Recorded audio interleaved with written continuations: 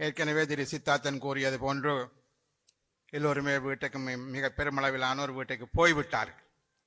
இருக்கக்கூடியவர்கள் சொற்பமானவர்கள். இதில் முக்கியமாக ஒரு சில விடயங்கள், இங்கே பல்வேறுபட்ட விஷயங்கள் பேசப்பட்டது. ஒரு சில விடயங்களை நான் உங்களுடன் பகிர்ந்து கொள்ளலாம் என்று நான் நம்புகின்றேன். முக்கியமாக இன்றைய காலகட்டம் என்பது 2-3 விடயங்கள் தொடர்பாக பேசப்படுகிற ஒரு காலகட்டமாக இருக்கிறது.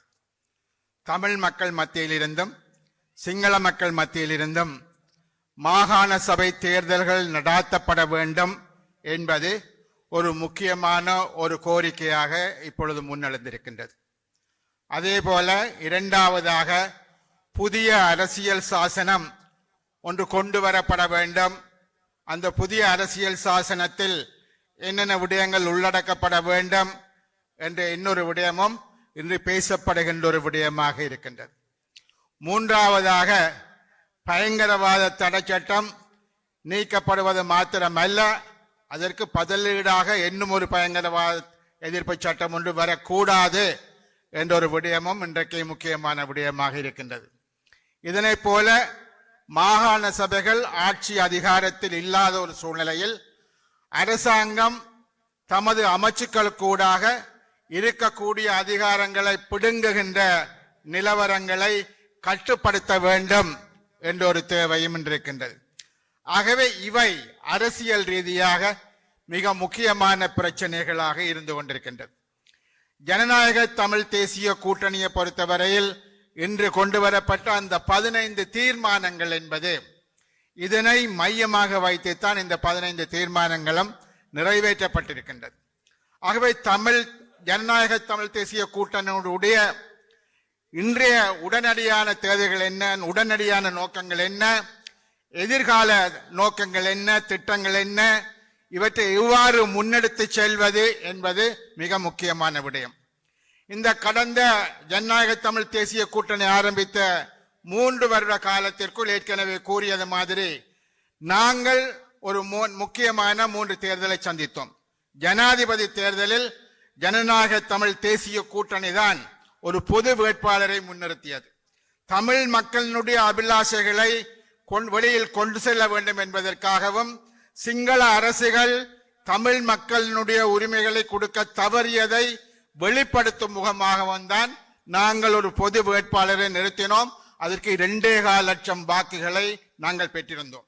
அந்த பொது வேட்பாளரை நிறுத்திய பொழுது தமிழ் கட்சிகள் மத்தியிலும் அதற்கு எதிர்ப்புகள் இருந்தன.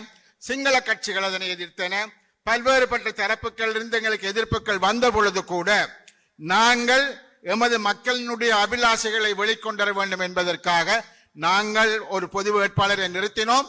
2.25 லட்சம் வாக்குகளை நாங்கள் அதற்காக பெற்றிருக்கிறோம்.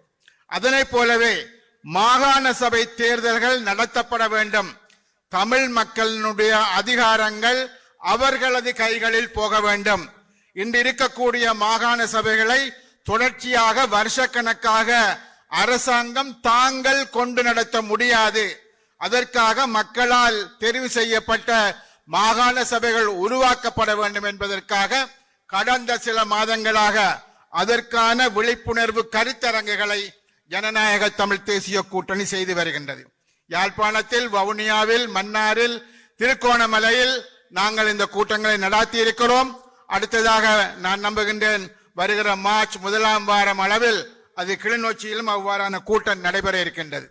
ஆனால் இதை இப்படி இருக்கத்தக்கதாக வந்திருக்கக்கூடிய அரசாங்கம் என்பது பல்வேறுபட்ட உறுதிமொழிகளை தங்களது தேர்தல் விஞ்ஞாபனத்தில் தெரிவித்துத்தான் அவர்கள் இந்த ஆட்சி அதிகாரத்துக்கு வந்திருக்கின்றார்கள். இப்பொழுது சொல்லுகிறார்கள், எங்களுக்கு வடக்கு கிழக்கில் இருந்தும் மக்கள் எங்களை தெரிவு செய்திருக்கிறார்கள். யாழ்ப்பாணத்தில் இருந்து, வன்னியில் இருந்து, திருகோணமலையில் இருந்து, மட்டக்களப்பில் இருந்து மக்கள் தங்களது கட்சிகளை சார்ந்தவர்களையும் தெரிவு செய்திருக்கிறார்கள். எவ்வாறு தெரிவு செய்தார்கள்?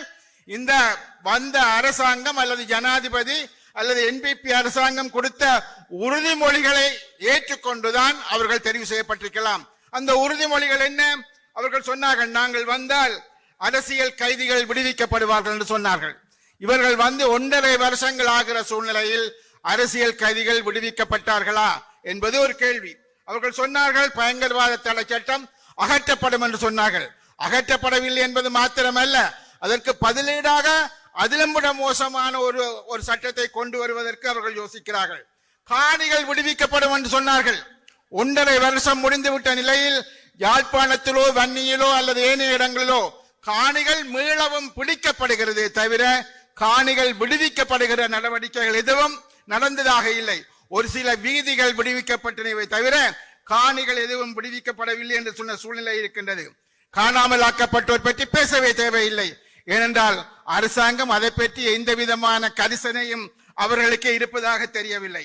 அதே போல தமிழர் பிரதேசத்தில் அப்பொழுது பிரபாகரன் திருவோணமலையில் இருந்து வந்த பிரபாகரன் அவர்கள் சொன்னார்கள், குச்சவெளியில் 28 புத்த கோயில்கள், ஒரு உறுப்பினர் கூட இல்லாத பிரதேச சபை, ஒரு சிங்கள உறுப்பினர் கூட இல்லாத பிரதேச சபையில் குச்சவெளியில் 28 புத்த கோயில்கள் கட்டப்பட்டன.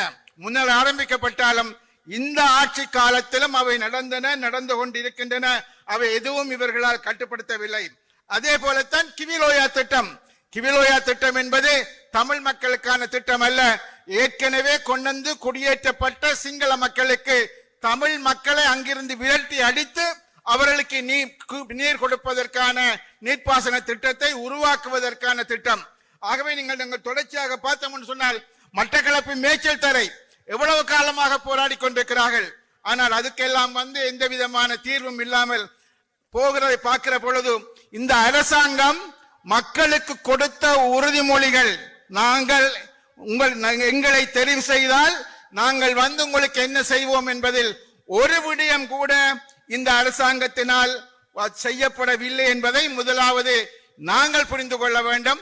அதனை மக்கள் புரிந்து கொள்ள வேண்டும் என்று சொன்னால் ஒவ்வொரு முறையும் யாழ்ப்பாணம் வருகிற பொழுதோ, வன்னிக்கு வருகிற பொழுதோ, மட்டக்களப்புக்கு வருகிற பொழுதோ ஜனாதிபதியானவர் ஏதோ இந்த நாட்டை தமிழ் மக்களுக்கு எல்லாவற்றையுமே பெற்றுக் கொடுத்து விடுவார் என்று சொன்ன விதமான ஒரு மாயை உருவாக்கப்பட்டுக் கொண்டிருக்கின்றது. இன்னும் ஒரு வகையில் நான் சொல்ல வேண்டிய விடயம், இப்பொழுது இந்த மாகாண சபை தேர்தல்களை ஒத்திவைப்பது. இந்த மாகாண சபை தேர்தல்களை ஒத்திவைப்பதற்கான சில காரணங்கள் இருக்கிறது. அது என்ன காரணங்கள்? ஒன்று, கொள்கை ரீதியாக இப்பொழுது வந்திருக்கக்கூடிய அரசாங்கம் அதிகார பகிர்வுகள் தேவையில்லை என்று நம்புகிறது. இந்த நாட்டில் இருக்கக்கூடியது வெறுமனே பொருளாதார பிரச்சனைகள் மாத்திரம்தான். அந்த பொருளாதார பிரச்சனை என்பது நீக்கப்பட்டு விட்டால் இந்த நாட்டில் எல்லா பிரச்சனையுமே தீர்ந்துவிடும். இன பிரச்சனை என்று சொல்லி ஒன்று இல்லை என்பது ஒரு விடயம். ஆகவே இப்பொழுது தேர்தலை வைத்து மீண்டும் தமிழ் மக்களது கைகளில் அதிகாரங்களை கொடுக்க தேவையில்லை என்பது ஒரு விடயம். இரண்டாவதான ஒரு விடயம் என்னவென்றால், ஏற்கனவே அவர்கள் பாராளுமன்ற தேர்தலுக்கு பிற்பாடு நடந்த உள்ளூராட்சி சபை தேர்தல்களில் 23 லட்சம் வாக்குகளை இழந்திருக்கிறார்கள். அவ்வாறான ஒரு சூழ்நிலையில் இன்னும் ஒரு தேர்தலுக்கு போய் நாங்கள் பலவற்றை இழந்து விடுவோம் என்ற அச்சம் அவர்களுக்கு இருக்கலாம் என்பது இன்னும் ஒரு காரணம். ஆகவே அதற்காக இப்பொழுது என்ன செய்கிறார்கள் என்றால், பாராளுமன்றத்தில் ஒரு தெரிவுக்குழுவை நியமித்து அந்த தெரிவுக்குழுவுடன் கேட்கிறார்கள், நாங்கள் என்ன விதமான தேர்தலை வைப்பது, பழைய முறையிலான தேர்தலா, புதிய முறையிலா, புதிய முறையில் என்றால் அந்த தேர்தல் எப்படி என்று ஒரு பாராளுமன்ற தெரிவுக்குழு நியமிக்கப்பட்டிருக்கிறது. அதில் 11 பேரோ 12 பேர் அங்கம் வகிக்கிறார்கள். அவர்கள் ஒரு முடிவுக்கு வர வேண்டும். அந்த முடிவு இந்த வருஷம் வருமா, அடுத்த வருஷம் வருமா என்பது ஒருத்தருக்கும் தெரியாது. ஏனென்றால் அவர்களுக்கு குறிக்கப்பட்ட நேரம் கொடுக்கப்பட்டாலும் கூட அந்த பாராளுமன்ற தெரிவுக்குழு ஒரு முடிவுக்கு வராவிட்டால் அவர்கள் இன்னும் ஒரு 3 மாசம் 6 மாசம் அவர்களுக்கான கால அவகாசங்களை வழங்குவார்கள். அப்படி வழங்குவதனூடாக இந்த பாராளுமன்ற தெரிவு குழு என்பது காலத்தை விரயம் செய்யுமே தவிர அவர்கள் ஒரு முழுமையான முடிவுக்கு வர மாட்டார்கள்.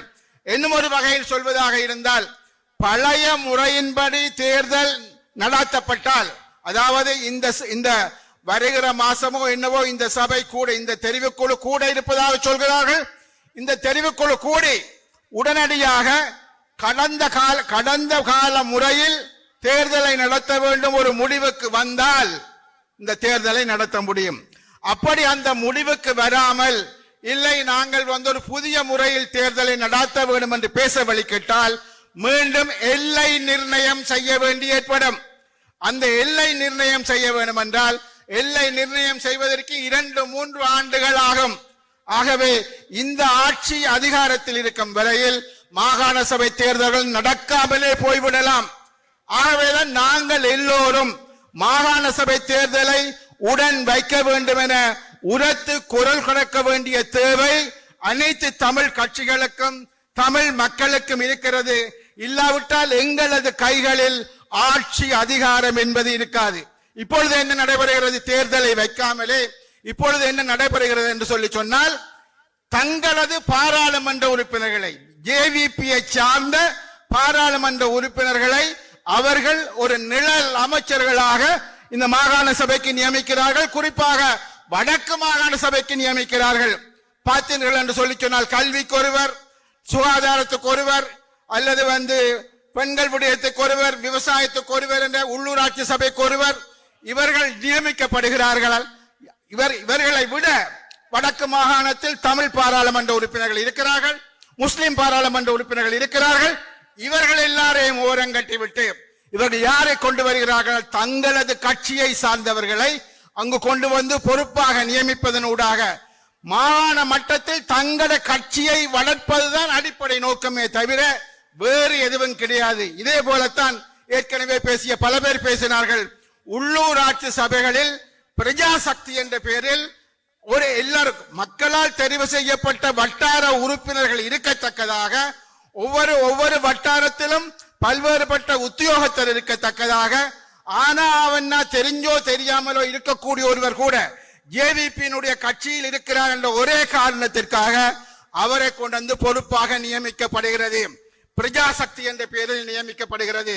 ஆகவே இவர்கள் கீழ் மட்டத்தில் இருந்து தாங்கள் எப்படி கட்சியை வளர்ப்பது, தமிழ் மக்களினுடைய அபிவிருத்தி அல்ல, கீழ் மட்டத்தில் ஜேவிபி என்ற கட்சியை எவ்வாறு வடக்கு கிழக்கில் கொண்டு வருவது, அதனை வளர்ப்பது எவ்வாறு, அந்த வகையில் தான் திட்டங்கள் தீட்டப்படுகின்றன.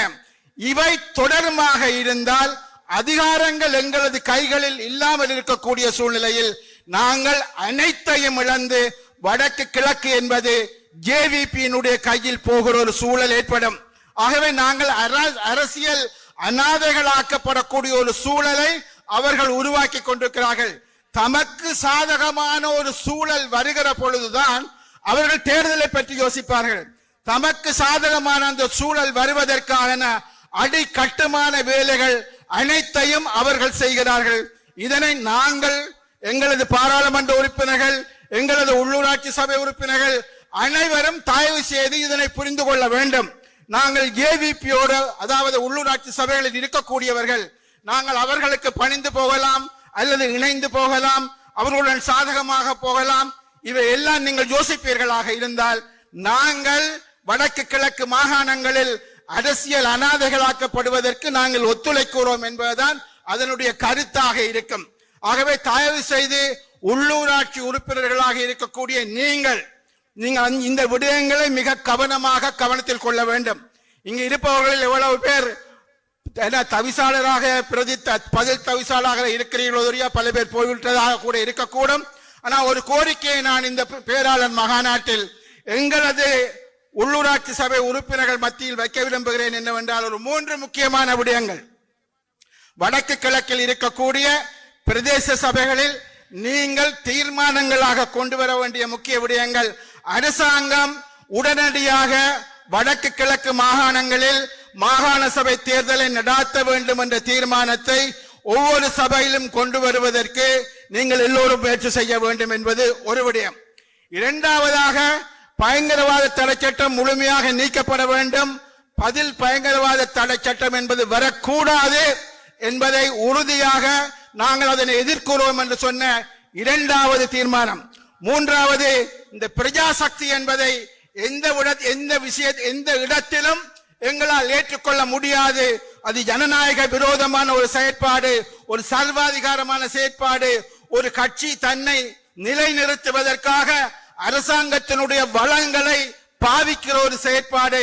அதனை நாங்கள் ஏற்றுக்கொள்ள முடியாது என்பதையும் நீங்கள் சொல்ல முன்வர வேண்டும். இந்த மூன்று தீர்மானங்களும் நான் நம்புகின்றேன் ஒவ்வொரு பிரதேச சபையிலும் நீங்கள் அங்கு சிறுபான்மையாக இருக்கலாம், ஒருவர் 2 பேராக இருக்கலாம், இந்த தீர்மானத்தை கொண்டு போகிற பொழுது இதற்கு தமிழரசு கட்சியோ அல்லது தமிழ் தேசிய மக்கள் முன்னணியோ நிச்சயமாக அவர்கள் உங்களுக்கு ஆதரவாக இருப்பார்கள். அவர்கள் அதனை எதிர்க்க முடியாது.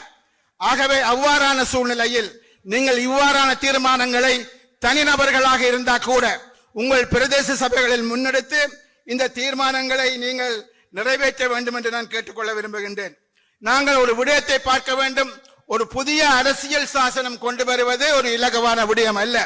ஒரு புதிய அரசியல் சாசனம் கொண்டு வரப்பட வேண்டுமாக இருந்தால் பாராளுமன்றத்தில் 3/2 பெரும்பான்மை தேவை, அது இருக்கிறது. ஆனால் அதே சமயம் அது மக்கள் மத்தியில் ஒரு வாக்கெடுப்புக்கு விடப்படும், அதுக்கு பிற்பாடு. ஆனால் மக்கள் மத்தியில் வாக்கெடுப்புக்கு விடப்படுமாக இருந்தால் அது அதாவது காலம் செல்ல செல்ல ஆளும் தரப்புக்கு மக்களில் ஆதரவு குறைகிற பொழுது அப்பொழுது வரக்கூடிய ஒரு புதிய அரசியல் சாசனம் மக்களால் நிராகரிக்கப்படலாம்.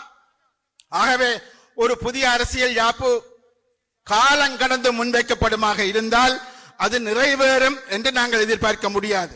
இவர்கள் வருகிற பொழுது ஒரு உறுதிமொழி கொடுத்தார்கள்.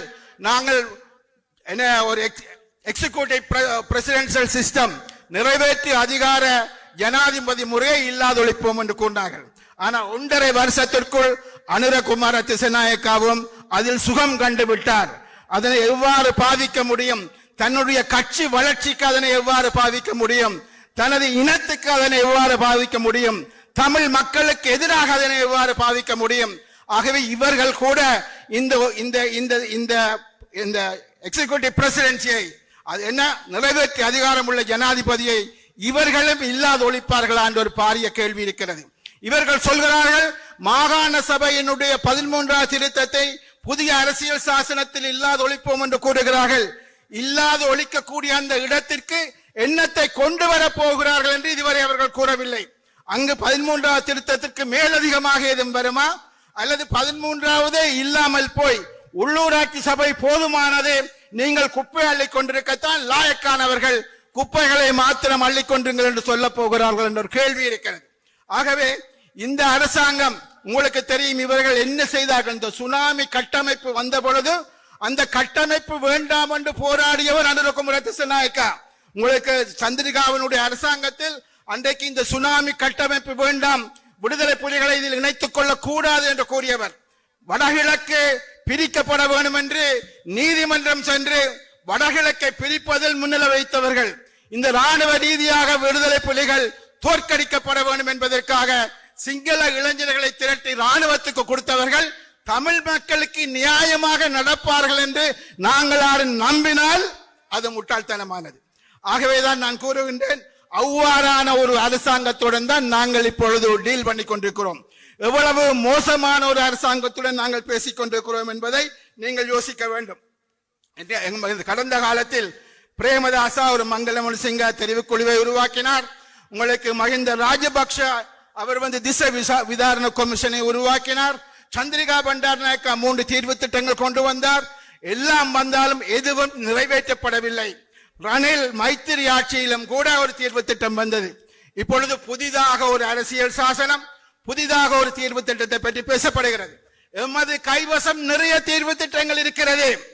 ஆகவே தீர்வு ஒன்றும் எல்லா ஜனாதிபதிகளும் தீர்வு திட்டங்களை உருவாக்கி இருக்கிறார்கள். நாங்கள் கேட்கக்கூடிய விடயம் எல்லாம் தமிழ் மக்கள் தமது பிரதேசத்தில் தம்மை தாமே ஆளக்கூடிய ஒரு சுயாட்சி முறையை கொண்டு வருவது.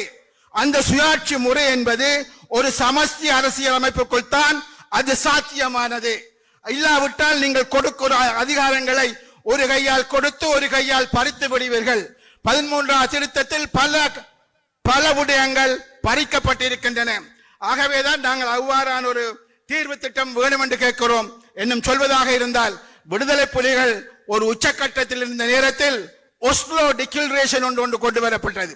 நோர்வேயினுடைய தலைநகரத்தில் ஒஸ்லோவில் பாலசிங்கம் அவர்களும் பேராசிரியர் பீரிஸ் அவர்களும் ஒரு ஒப்பந்தத்தில் கையெழுத்திட்டார்கள். இலங்கைக்கு சமஷ்டியை பற்றி பேசுவதற்கு, உள்ளக சுயநிர்ணய பற்றி பேசுவதற்கான ஒரு ஒப்பந்தத்தில் கையெழுத்திட்டார்கள்.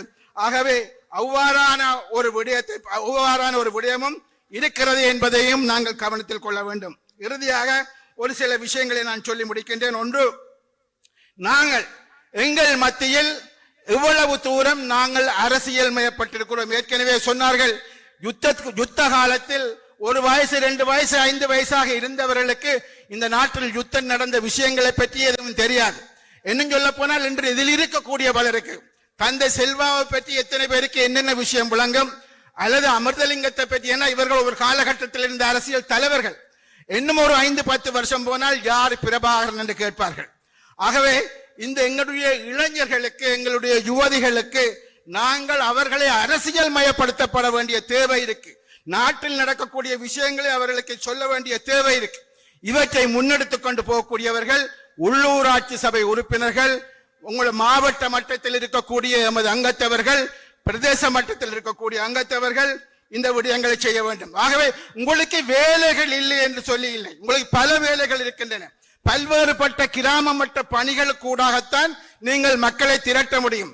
கிராமத்தில் கோயில் இருக்கலாம், கிராமத்தில் மயானங்கள் இருக்கலாம், கிராமத்தில் பாடசாலைகள் இருக்கலாம், கிராமத்தில் முன்பள்ளிகள் இருக்கலாம். இவை அனைத்திலும் உங்கள் பங்களிப்பு என்ன? இந்த பிரதேசங்களை புனிதமாக வைத்திருப்பதற்கு, வளமாக வைத்திருப்பதற்கு, செழிப்பாக வைத்திருப்பதற்கு எங்களது பங்களிப்பு என்ன? இவற்றை நீங்கள் கையில் எடுக்கிற பொழுது நிச்சயமாக மக்கள் அனைவரையும் நாங்கள் கொண்டு சொல்வோம். ஒன்றை நான் மிக மிக தெளிவாக சொல்லிக் கொள்ள விரும்புகிறேன். ஒரு கட்சியினுடைய பணி என்னவென்றால், கட்சி அதிகாரத்தை கையில் எடுக்க வேண்டும். அதிகாரத்தை கையில் எடுத்தால்தான் தனது மக்களுக்கு தான் விரும்பிய சேவையை செய்ய முடியும். அதிகாரம் இல்லாமல் யாரும் யாருக்கும் எந்த சேவைகளையும் செய்ய முடியாது என்பதை நாங்கள் விளங்கிக் கொள்ள வேண்டும். அந்த அதிகாரம் என்பது, இன்றைக்கு எங்களுக்கு அதிகாரம் என்பது மாகாண சபைதான் இப்பொழுது இருக்கக்கூடிய அதிகாரம். நாளைக்கு இதிலும் விட கூடுதலாக ஏதாவது வந்தால் அப்பொழுது அதனை பார்க்கலாம். இப்பொழுது இந்த மாகாண சபை அதிகாரங்கள், இருக்கக்கூடிய அதிகாரங்கள் எடுத்து எமது அபிவிருத்திகளை நாங்கள் பார்ப்பது, எமது இளைஞர்களுக்கான வேலை வாய்ப்புகளை உருவாக்குவது, எமது கல்வியை நாங்கள் முன்கொண்டு செல்வது போன்ற பல விடயங்களை எங்களால் செய்ய முடியும். ஆகவே இவற்றை வைக்கும்படி ஒரு மிக பெருமளவில் அரசாங்கத்திற்கு அழுத்தம் நாங்கள் கொடுக்க வேண்டும் என்றால், அது வெறுமனே 10 பேர் ரோட்டில் நின்று போட் பிடிச்சா மாத்திரம் காணாது. பல்லாயிரக்கணக்கான நாங்கள் அணிதிரள வேண்டும். அதனை எல்லோரும் யோசித்து முன்னெடுக்க வேண்டும். குற்றச்சாட்டுக்களை மாத்திரம் கட்சிகள் மேல் வைத்தால் போதாது. நீங்க என்ன செய்றீங்கள், என்னத்தை பிடுங்கினீங்கள் என்று கேட்டால் மாத்திரம் போதாது. நீங்கள் அதனுடன் இணைந்து பயணிக்க வேண்டும். இன்று 5 கட்சிகள் 3 வருஷங்களாக இணைந்து செல்கின்றன என்றால் அவர்களை பலப்படுத்த வேண்டிய பொறுப்பும் கடமையும் மக்களுக்கு தான் இருக்கிறதே தவிர, இல்லை என்று சொன்னால் மனநோயாளிகளை பாராளுமன்றத்துக்கு நீங்கள் அனுப்புகின்ற மக்களாக நீங்கள் இருப்பீர்களாக இருந்தால் நிச்சயமாக நாங்கள் முன்னோக்கி செல்ல முடியாது. ஆகவே அந்த வகையில் பொதுமக்களுக்கும் ஒரு கடமைப்பாடு இருக்கிறது. ஒருமித்து போபவர்களை, ஒருமித்து செல்லக்கூடியவர்களை நீங்கள் அங்கீகரித்து அவர்களை ஊக்குவித்து நீங்களும் அவர்களுடன் இணைந்து முன்னேறி செல்ல வேண்டும். இந்த முதலாவது பேராளன் மகாநாடு என்பது மிக வெற்றிகரமாக முடிந்திருக்கிறது.